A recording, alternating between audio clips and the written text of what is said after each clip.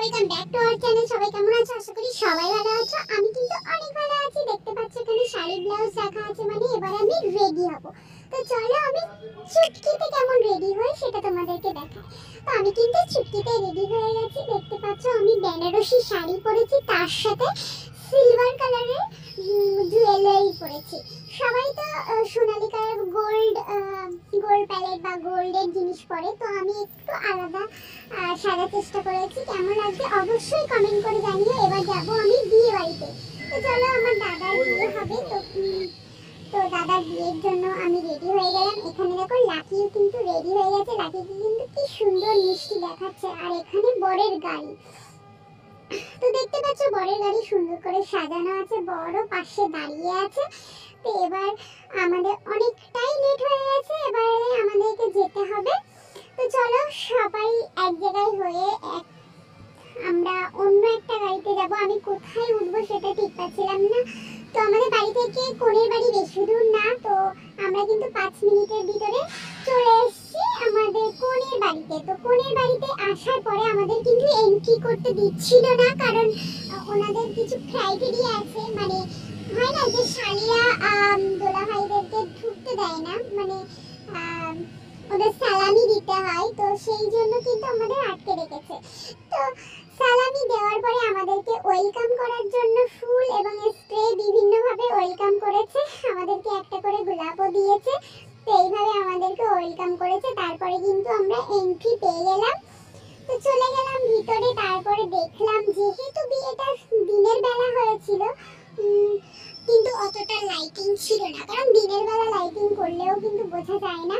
তো দেখতে পাচ্ছ চারিদিকে স্প্রে, আর আমি তো খুব মানে স্প্রের ভয় করি, যে জানি যে আমাদের মেকআপ খারাপ হয়ে যাবে, ওই জন্য কিন্তু আমি লাস্টেই গেছিলাম। দেখতে পাচ্ছ সবাইকে কি সুন্দর করে ওয়েলকাম করছিল। তো গাইস আমার মানে এইভাবেই হয়তো বিয়েতে ওয়েলকাম করে। তো আমরা যাই হোক যাচ্ছি ভিতরে, গিয়ে দেখি এখানে স্টল বসেছে ফুচকা পকোড়া আর কি ছিল, কফি। আর ইনি দেখুন, ইনি তো ফার্স্টেই চলে গেছে আমাদেরকে না নিয়ে, উনি খেয়ে চলে যাবে লাকি পাপা। তো এবার আমরা কিন্তু সবকিছু ঘুরে ফিরে দেখবো। তারপরে এখানে বরকে বসানো হলো, হাত ধোয়ানো হলো, ওদের কিছু নিয়ম কানুন আছে ওইগুলো করানো হলো। তারপর কিন্তু আমরা ভাবছিলাম যে বউয়ের কনের কাছে যাব, দেখতে যাব, কিন্তু বললো যে কোনোকে সাজাচ্ছে, একটু ওয়েট করতে। তো আমরা একটু ওয়েট করে গেলাম। তো আমরা চলো একটু পকোড়া টকোড়া খেয়ে নিই, তারপরে না হয় কনেকে দেখতে যাব। তো আমরা কিন্তু চলে গেলাম পকোড়ার ওখানে। তো এখানে তার আগে দেখছিলাম কিছু সবার সাথে দেখা হচ্ছে, সবাই কথা বলছে, তো কথা বলছিলাম।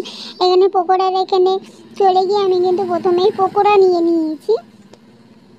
আর গাইস কি বলবো, পকোড়া খেতে আমার যে কি দারুণ লাগে। কিন্তু পকোড়া খাওয়ার পরে না কোনো ভাত টাত কিছুই আমি খেতে পারিনি, কারণ পকোড়া খেয়েছি, তারপরে দুটো ফুচকা খেয়েছি। ফুচকাটাও খুব ভালো ছিল, পকোড়াটাও খুব ভালো ছিল। আমার কিন্তু খুবই ভালো লেগেছে, রান্নাগুলো খুব সুন্দর ছিল। এখানে হালকা পাতলা লাইটিংও ছিল, তো দেখতে ভালো লাগছিল। যেহেতু দিনের বেলা ওই জন্য লাইটিংটা অতটা হয়তো ভালো ওঠেনি। এটা হচ্ছে বরের বোন, মানে আমার দিদি হয়। তো দিদি আমাকে বলছে যে আমাকে একটু ফটো তুলছিস না, তাই আমি তুললাম। লাকিকে বললাম, লাকি তুই চুপচাপ বসে আছিস, কিছু খাবি নাকি? কেউ বললো আমি একটু কফি খেতে চাই। তাই আমি বললাম বেশি কফি খাস না বাবু। তা লাকি কিন্তু দেখো গোলাপটা পকেটের মধ্যে রেখে দিয়েছে, কি মিষ্টি লাগছে ওকে দেখতে। বলছে আমি একাই নিয়ে আসছি, আমি যেতে পারবো। আমি বললাম না তুই যাস না, কোথাও হারিয়ে যাবি। তো বলে না না হারাবো না, আমি যেতে পারবো। তো ওখান থেকে চলে গেল, গিয়ে পকোড়া খেয়েছে কিনা জানি না, মানে ও শুধু কফি খেয়ে যাচ্ছিল। অনেক বাচ্চাগুলো ছিল না, ওদের সাথে একসাথে ওখানে গিয়ে খেলা করতে গেছে। তারপরে আমরা এবার খাওয়ার জন্য যে খেয়ে নিই, তারপরে বউকে দেখতে যাব। তো খাওয়ার জন্য এখানেই গেছি, অনেক ভিড় ছিল তো প্রথমেই গেছি। তো যারা প্রথমে খেয়ে গেছে তাদের সেই খাওয়ারের গন্ধটা শুকে আমার গলা পর্যন্ত হয়ে গেছে, মানে আমি আর কিছুই খেতে পাচ্ছিলাম না, মানে মাথাটা যে এতটা ঘোরাচ্ছিল যে প্রচণ্ড গ্যাস হয়ে গেছিলো। তো এখানে মেনুতে ছিল অনেক কিছু আইটেম ছিল, তো আমি কিছু কিছু তোমাদের যতটা পেরেছি ততটা ভিডিও করতে পেরেছি ততটা তোমাদেরকে দেখাচ্ছি। এখানে প্রথমে রাইস দিল, তারপরে মুড়ো ডাল, মানে মুড়ো দিয়ে যে ডালটা করে সেটা আমার খুব প্রিয়, আর এখানে ফিশ ফ্রাই দিয়েছিল। তো ওই ডাল দিয়ে আমি 2-4 গাল খেয়েছিলাম, তারপরে আমি আর কিছু খেতেই পারিনি। তো তারপরে চিংড়ি মাছের মালাইকারি দিয়েছিল, আর এখানে ছিল দই কাতলা, ফ্রাই রাইস ছিল। তো এখানে তারপরে দিয়েছিল মাটন। খাবারগুলো দেখতে এত সুন্দর লাগছিল আর টেস্টটা কিন্তু অসাধারণ ছিল, কিন্তু আমি কিছুই খেতে পারি না গাইস, দেখতেই পেয়েছো আমার মানে থালা ভর্তি করা ছিল।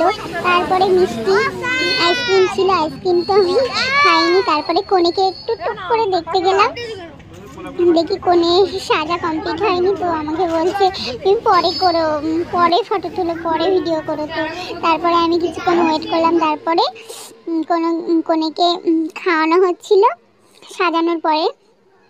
সারাদিন কিছু খাইনি তো বিয়ের পরে, কিন্তু কোনেকে খাওয়ানো হচ্ছিল তো খেতে চাইছিল না, আর মুখের মধ্যে না খাওয়াতে গিয়ে সেই মেকআপটা উঠে যাবে বলে মানে গালটা বড় বড় করে খাচ্ছিল, আর আমার তো প্রচন্ড হাসি পাচ্ছিল, আর ঠোঁটে তাও লেগে গেছে, দেখো এটোটা কোনো মতেই উঠছিল না। তারপরে চলে যাই, এবার একটু ফটো সেশন হবে, আমরা কিন্তু ফটো তুলবো। তো এবার ফটো তোলার জন্য আমরা বসে গেছি, আমরা একটা দুটো সেলফি তুললাম। কাকে বেশি ভালো লাগছে অবশ্যই কমেন্ট করে কিন্তু জানিও। আমাদের দিদিভাই কিন্তু অনেক সুন্দর, আমি তার পাশে একদম ফিকে লাগছে। এবার অনেকটা সন্ধ্যা হয়ে গেছে, ফটো তুলে এবার বাড়িতে রওনা দেবো। আগে সবাই কিন্তু চলে গেছে আর এখন সন্ধ্যা হয়ে গেছে, লাইটিংটা দেখতে কি সুন্দর দেখতে লাগছে। তো আমি টাটা করে দিলাম গাইস, অলমোস্ট বাড়ি এলাম। শাড়ি খুলে। তো ভিডিওটা আজকে এই পর্যন্তই। ভিডিওটা যদি ভালো লাগে অবশ্যই লাইক শেয়ার কমেন্ট করতে ভুলবে না। তো দেখা হচ্ছে নেক্সট কোনো ফ্রেশ ব্লগে। টাটা বাই বাই, সবাই সুস্থ থাকবেন ততক্ষণের জন্য, বাই বাই।